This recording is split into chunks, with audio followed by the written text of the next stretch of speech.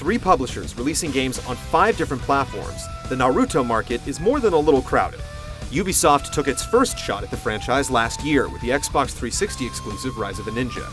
The game was well received, but now Ubisoft is jumping on the yearly sequel train with The Broken Bond. Is the world ready for it, or is it a case of too little, too soon?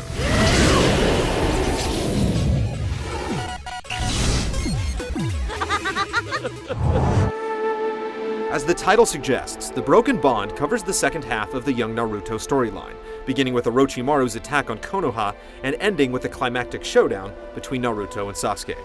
The plot will be familiar to fans, but this is clearly the abridged version, with many important moments being awkwardly retold or left out altogether. Additional quest scenarios don't add much, as they dip into groan-worthy moments like Choji's conflict with the potato chip ninjas.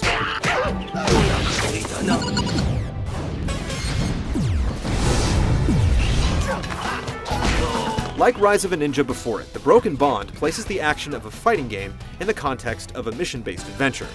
However, while the previous title is very open-ended with numerous missions to choose from, The Broken Bond is much more straightforward, with only one mission available at a time.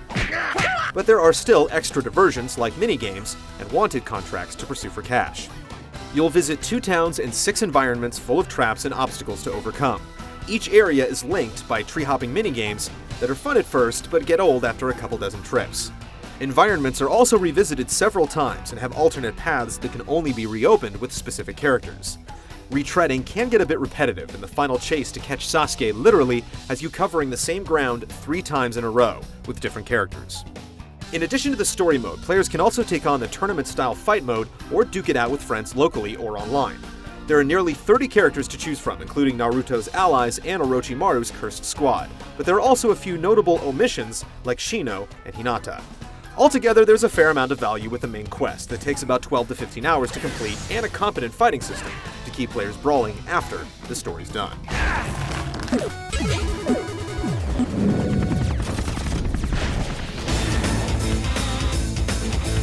Moving through field areas involves quite a bit of light platforming and exploration.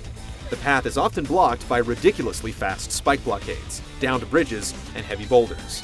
Advancing often involves splitting your team to hit multiple switches and making use of each character's special moves. Naruto can pile up shadow clones to build bridges, Neji uses Byakugan to see hidden traps, and Shikamaru can send his shadow under buildings to access hard-to-reach items and switches. Figuring out what to do isn't hard most of the time, with clear markers indicating which ability is needed where. But there isn't a whole lot of creativity in how moves are implemented. Naruto, Sasuke, and Choji all use their specials to smash boulders with different shapes on them, and other characters' abilities share similar effects. The fighting system is simple but enjoyable. Battles rely heavily on memorizing combos and using quick sidesteps or substitution moves. And if you have multiple characters in tow, you can also finish off a combo with a flashy tag team attack. Many combos end with heavy attacks that knock down your opponent, giving you an opportunity to pull off one of your character's special jutsus by holding the left trigger and inputting a series of motions on both control sticks.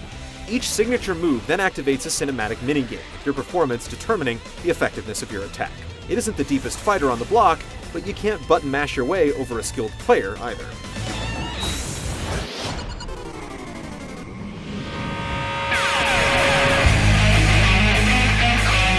Rise of a Ninja's cel-shaded graphics engine is back in The Broken Bond, and while it still looks good, the game simply doesn't compare to the clean look of Namco's Ultimate Ninja Storm. The environments don't sport much variety, as every location is centered in the same sunny woodlands, never branching out to the darker evergreen forests, deserts, or caves, also seen in the anime.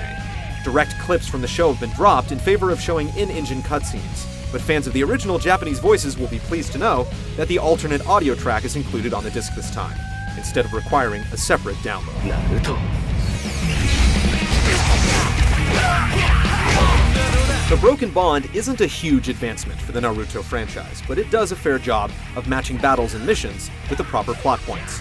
The story is somewhat skimmed over, and the adventuring portions can get repetitive and frustrating.